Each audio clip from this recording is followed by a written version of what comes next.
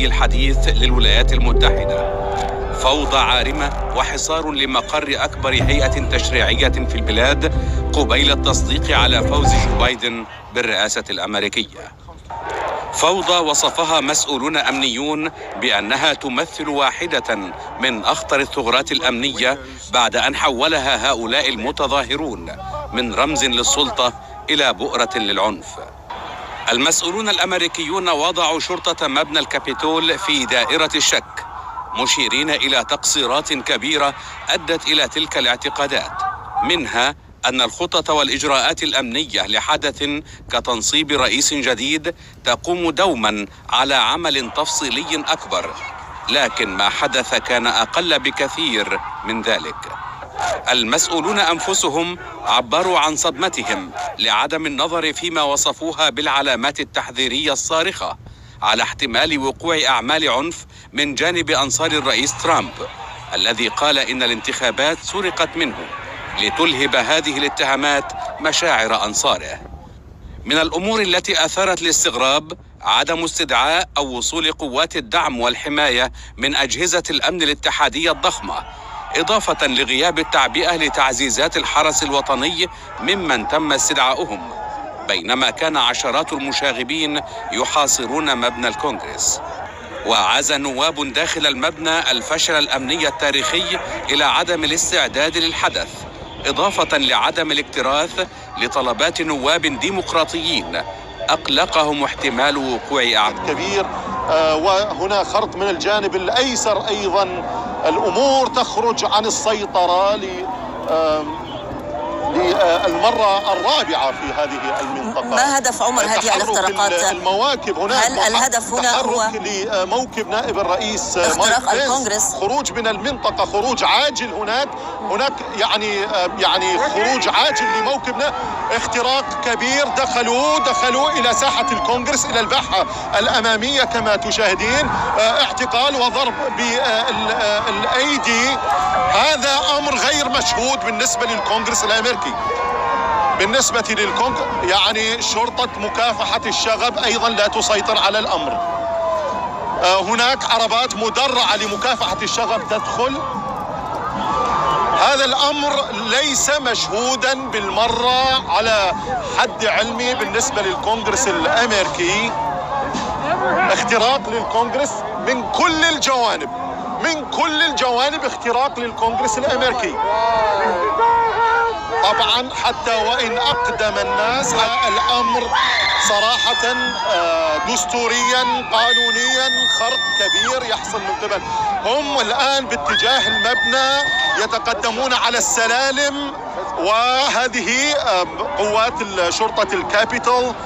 الأمور تخرج، انسحاب لعربات الإطفاء يمن بعدد كبير. وهنا خرط من الجانب الأيسر أيضا، الأمور تخرج عن السيطرة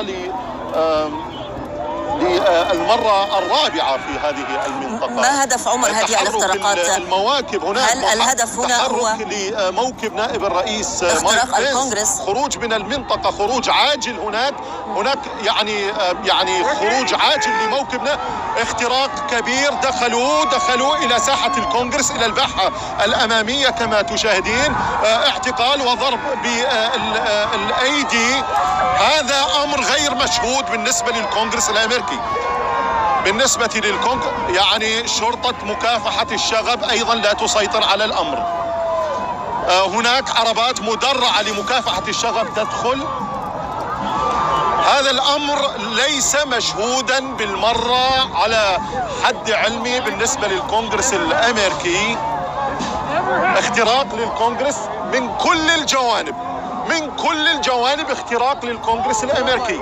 إطفاء يعني هناك عربات أعضاء الكونجرس ما زالوا في الداخل يناقشون الجلسات. هبة، نعم، يبدو أن الاستعدادات الأمنية لم تكن على ذات المستوى بهذا التصور، بحيث يمكن بالفعل تحقيق هذا القوات الأمنية بهذه الحالة استخدام القوة. لكن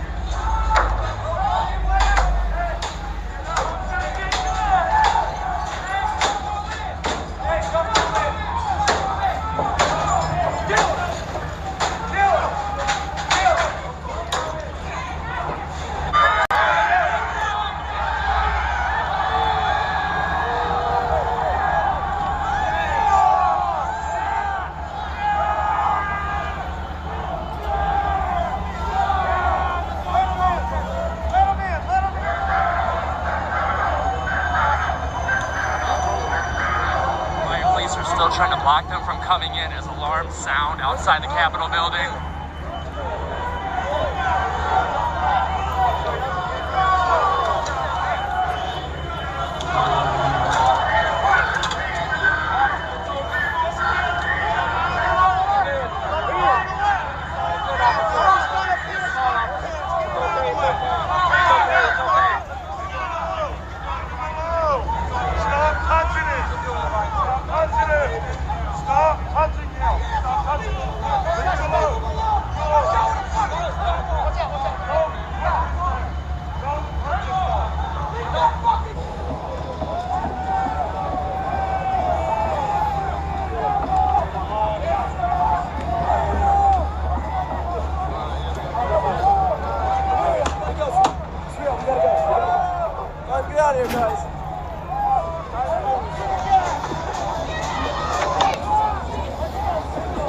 Windows and shots fired.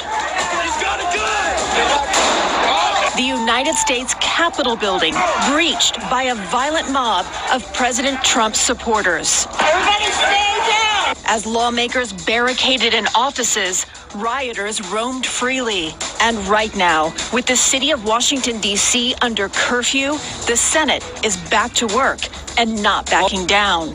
January 6th will go down as one of the darkest days in recent American history. And from one of our darkest days to the core of our democracy tonight. Right now, the Senate is in session inside the Capitol building, refusing to be intimidated and promising to finish what they started, counting the votes to certify President-elect Joe Biden. Good evening. I'm Christine Johnson. I'm Maurice Dubois. The images from earlier today almost did not seem real. They still don't. Capitol Police with guns drawn moments before those protesters stormed the chambers. And lawmakers told to evacuate, also given gas masks to protect them from tear gas fired in the rotunda. And a big sigh of relief for the Senate as they managed to salvage the Electoral College ballots just before the rioters broke in. We have team coverage tonight on the crisis at the Capitol. Jessica Layton will have reaction from lawmakers as we await a final vote. Let's begin with Dick Brennan in studio with us with more on this unprecedented day. Dick? Yeah, unprecedented indeed. This is the first time the Capitol has come under attack in more than 200 years, when it was burned by the British during the War of 1812. At this hour, order in the Capitol is restored, but this has truly shaken the heart of our democracy. The U.S. Capitol under siege, stormed by an angry mob of President Trump's supporters, smashing glass, breaking through barricades, and finally breaching the center of U.S. democracy. Police were faced with hand-to-hand combat, desperately trying to quell the unrest that unfolded just feet from the House chamber where lawmakers were set to count electoral votes. We were just told that there has been tear gas in the rotunda, and we're being instructed to each of us get gas masks that are under our seats. Authorities with guns tried to hold back the mob. They used furniture to barricade doors and tear gas to try to stop the advance. Many scuffles broke out, but one ended in gunfire. A woman was shot and died from her injuries. House members were urged to stay low before they were evacuated. Protesters entered the Senate chamber and even sat in the seat of House Speaker Nancy Pelosi. This is banana republic crap. Mr. President, you have got to stop this. But it was President Trump who addressed a crowd earlier and urged them to march to the Capitol. You'll never take back our country with weakness. You have to show strength. Rudy Giuliani went further. Let's have trial by combat. Later in a Twitter video, the president did not condemn the violence and even had praise for the protesters. This was a fraudulent election, but we can't play into the hands of these people. We have to have peace. So go home. We love you. You're very special. Facebook and Twitter have now blocked the president's account. President-elect Biden called the mob attack an insurrection and seemed to blame the president. At their best, the words of a president can inspire. At their worst, they can incite. Republican House Minority Leader Kevin McCarthy blasted the protest. This is not who we are. This is not who his supporters are. This is the democracy that we are supposed to be the torch for the rest of the world. The question for many tonight, how could this happen? Authorities have been warned on social media that armed protesters could be taking to the streets, causing trouble. But the Capitol was poorly defended, raising serious questions about security. How did the protesters get inside the building? Why wasn't anyone prepared for this? Where was the intelligence briefings that suggested this was possible? The attack also left 7 people injured. CBS News reports there's been talk among cabinet members about the 25th Amendment, a process to remove the president if he's unable to do his job. But the cabinet members have not presented the idea to the vice president. Christina Maurice. Okay, Dick, thank you.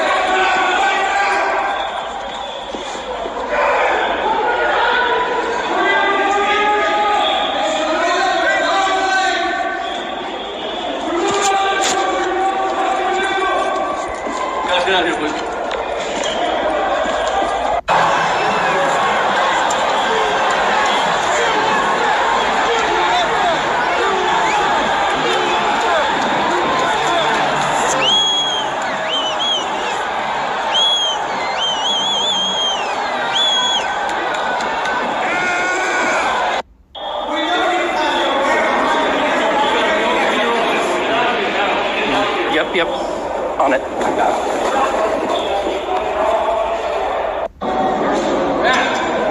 And there's now smoke coming from over by the House gallery, the House chamber. I don't know if that's a fire or if that's a smoke bomb. There's smoke coming out. Capitol police officers have detained at least one man. I don't know why. There's a lot of smoke over there. I don't know if it's a smoke bomb or not.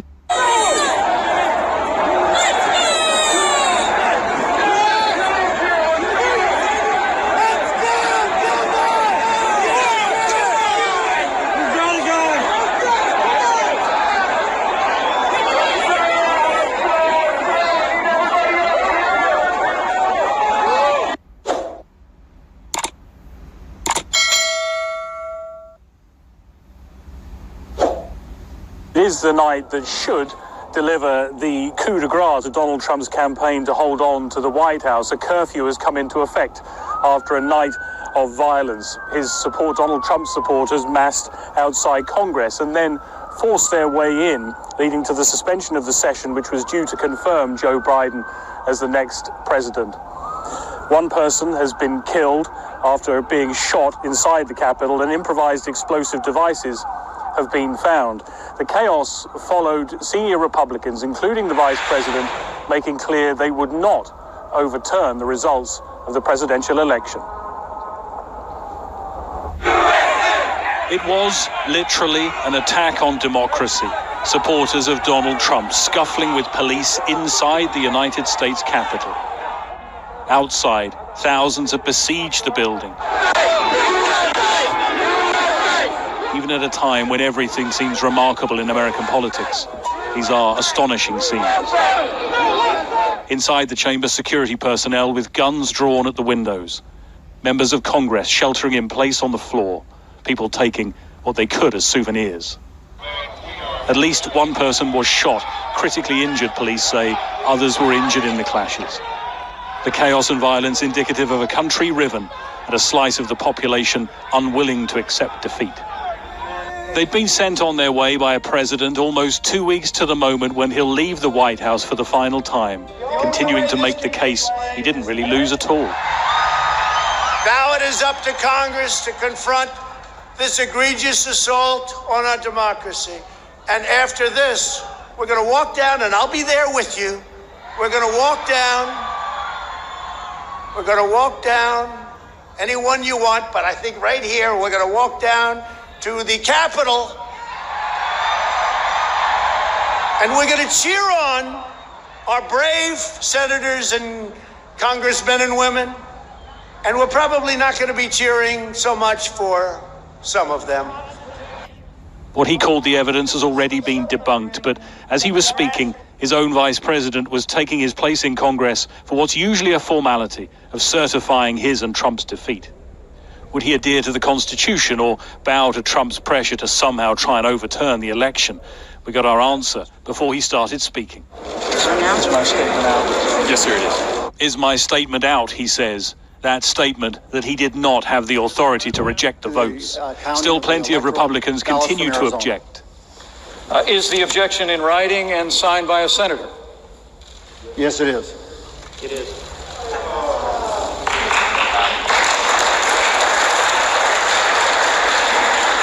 It would mean hours of debate, but the outcome is inevitable, and senior Republicans now defying Trump.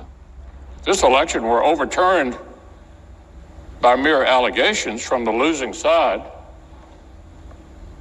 our democracy would enter a death spiral. It wasn't long after the process was suspended because of the violence outside. Let me be very clear. The scenes of chaos at the Capitol do not reflect a true America, do not represent who we are. What we're seeing are a small number of extremists dedicated to lawlessness. This is not dissent, it's disorder, it's chaos, it borders on sedition, and it must end now. The calls for calm from the president came long after the violence had started. I know your pain. I know you're hurt.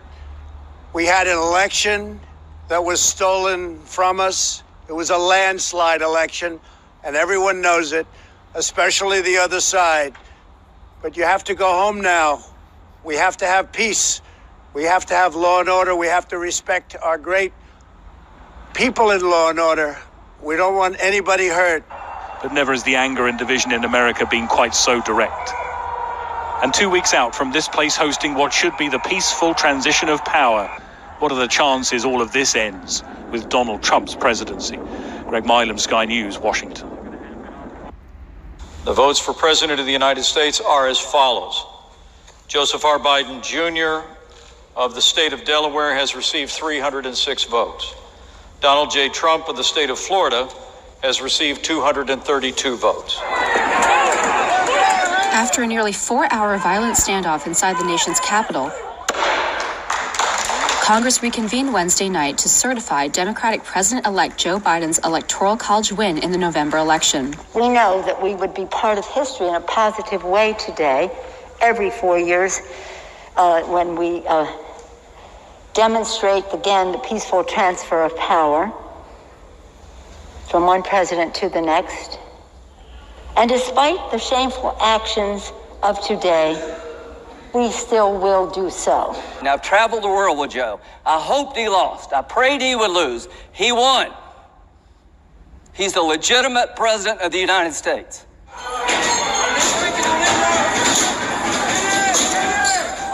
Earlier that day, around 2 p.m., pro-Trump rioters jumped barricades and smashed windows, quickly overwhelming police and storming the Capitol building. And we'll stand in recess until the call of the chair. We'll pause. Protesters are in the building. Thank you. Lawmakers were interrupted, evacuated, and ordered to lock themselves in their offices as hundreds of rioters entered the building. Some could be seen throughout the building waving Trump and American flags and cheering from the balconies as thousands of other people surrounded the building.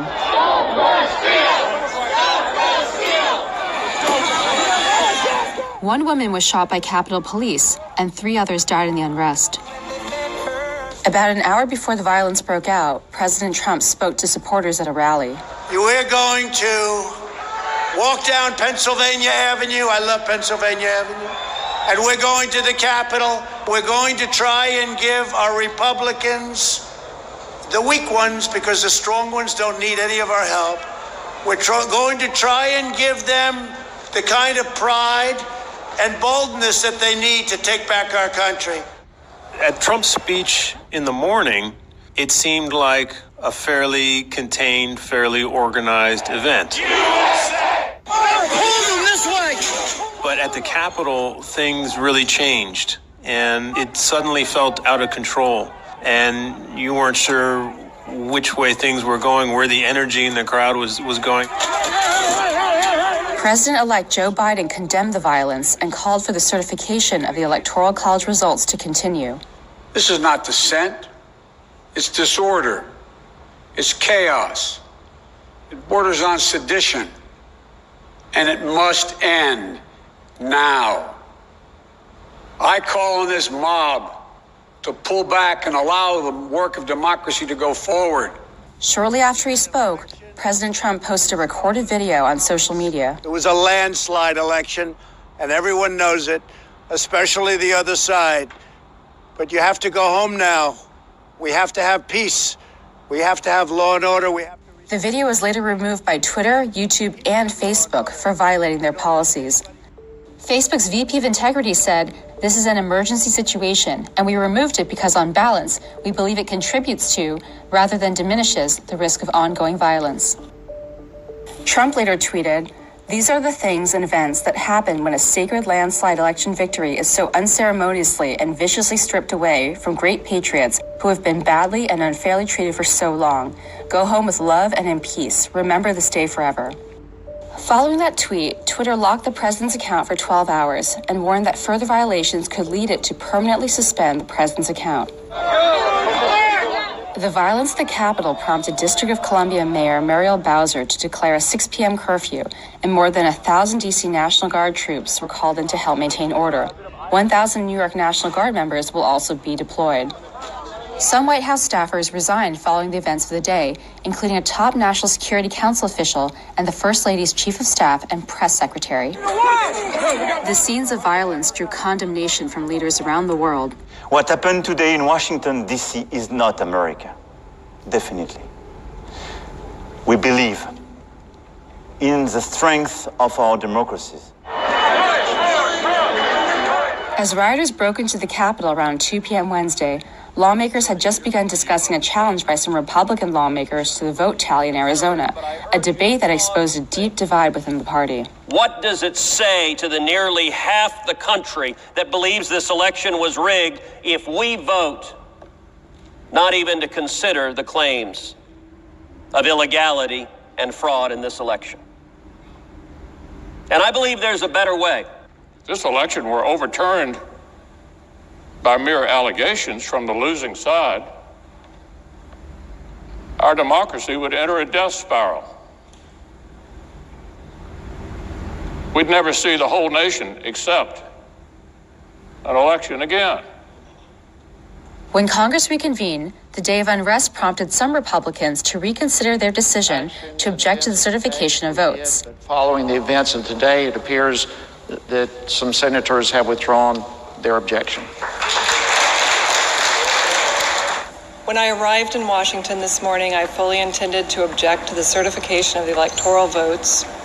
However, the events that have transpired today have forced me to reconsider, and I cannot now in good conscience object to the certification of these electors. But some Republicans stood by their decision to object. Because for those who have concerns about the integrity of our elections, those who have concerns about what happened in November, this is the appropriate means. This is the lawful place where those objections and concerns should be heard. Not through violence, not by appealing from ballots to bullets, but here in this lawful process. After Congress certified Biden's victory, President Trump issued a statement committing to an orderly transition of power on January 20th, despite disagreeing with the outcome.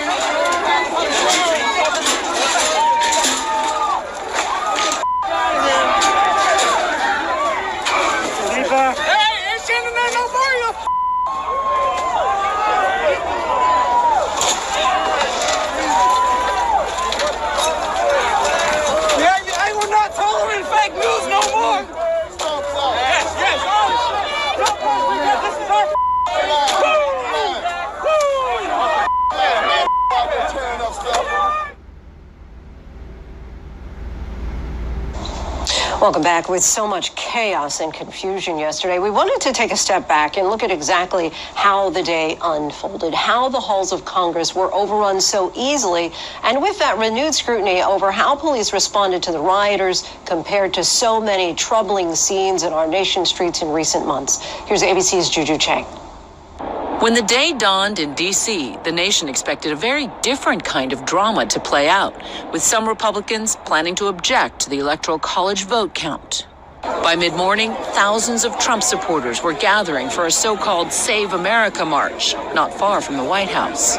There to protest President Trump's November election defeat, just 14 days before Joe Biden's inauguration.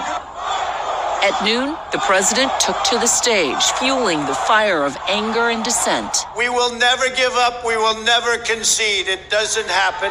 He called on Congress to reject the election results, an election he lost by 7 million votes, but continues to call rigged, despite zero evidence. We're going to walk down to the Capitol.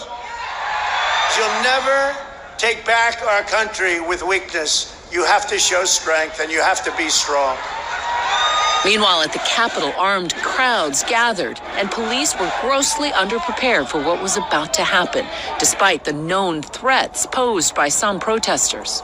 Madam Speaker, the Vice President, and the United States Senate. By 1:30, the House and Senate broke off to debate separately after GOP Representative Paul Gosar and Texas Senator Ted Cruz objected to Arizona's Electoral College votes for Joe Biden. I rise up for myself and 60 of my colleagues to object to the counting of the electoral ballots from Arizona.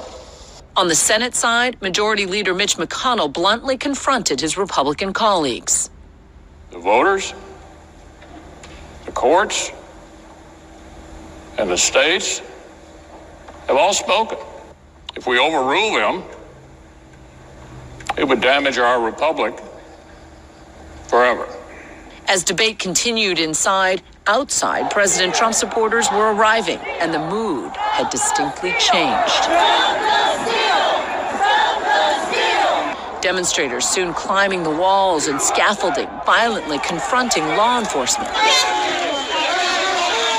It was clear that the crowd was intent on causing harm to our officers by deploying chemical irritants on police. While inside, the vice president was whisked away by the Secret Service. As the mob moved in, the entire Capitol went into lockdown. But protesters were already inside, some carrying Confederate flags.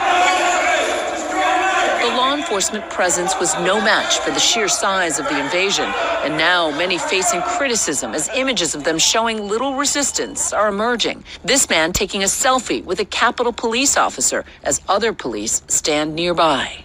In the House chamber, lawmakers huddled in the balcony as armed security barricaded the door. At one point, shots fired. A protester hit. She eventually dies. They brought out a woman on a stretcher, rushed her inside. We did see blood gushing. And there's now smoke coming from over by the House gallery. For hours, while his supporters rampaged through the Capitol, breaking onto the Senate floor, into Nancy Pelosi's office, the president said nothing. By 4 o'clock, President-elect Biden publicly called on Trump to stop the mob. I call on President Trump to go on national television now to fulfill his oath and defend the Constitution and demand an end to this siege. Minutes later, Trump released a video statement full of lies about the election, but telling them to go home. It was eventually taken down from all social media sites. I know your pain. I know you're hurt. We had an election that was stolen from us. But you have to go home now. We have to have peace. So go home. We love you. You're very special. We love you. You are special. Those were the words of the president about the people that had just stormed the Capitol building. So a very strange turn of events. By 5 o'clock, law enforcement had started reclaiming control of some parts of the Capitol grounds.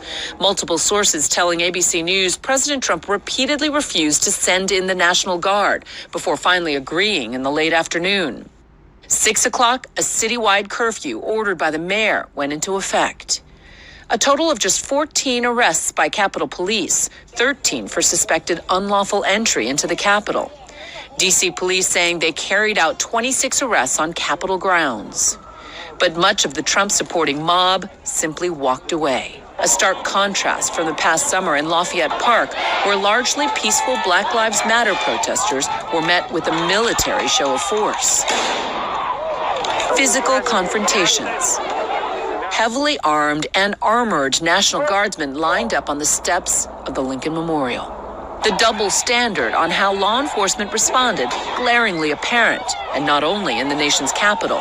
Over the summer in Kenosha, police officers at a protest over the police shooting of Jacob Blake gave armed white teenager Kyle Rittenhouse water. He later shot and killed 2 people. His lawyers say it was self-defense. NBA players had protested Blake's shooting last summer by walking off the court. And again last night, dismayed by the perpetual double standard when it comes to police response, the Boston Celtics and Miami Heat walking off the court before the game.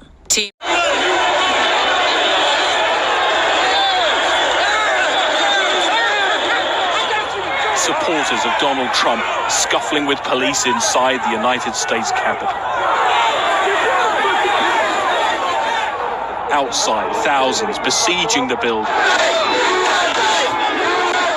Even at a time when everything seems remarkable in American politics, these are astonishing scenes. Inside the chamber, you can feel the sense of panic.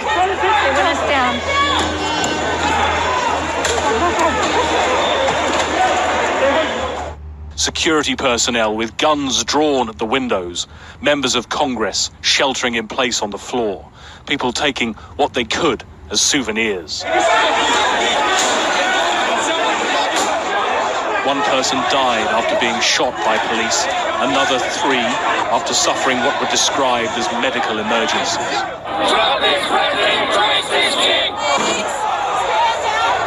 The chaos and violence indicative of a country riven, but a slice of the population unwilling to accept defeat.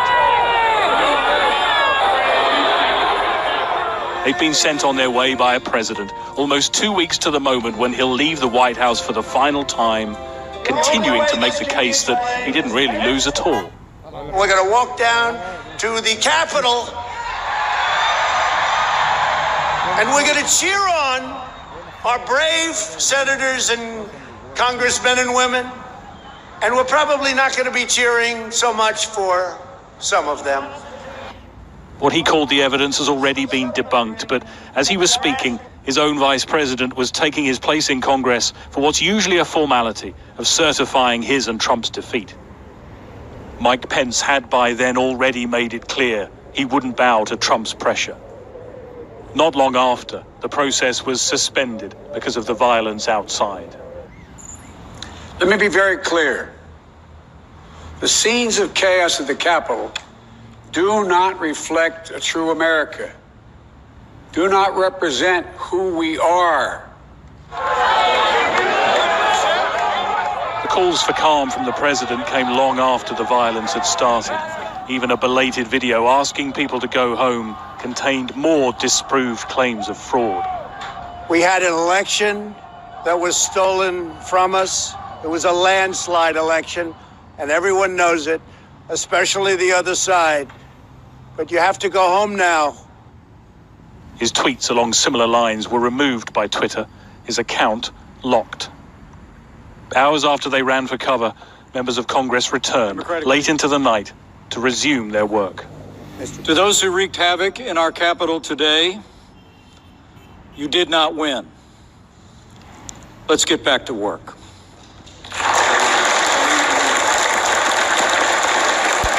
This will be a stain on our country, not so easily washed away.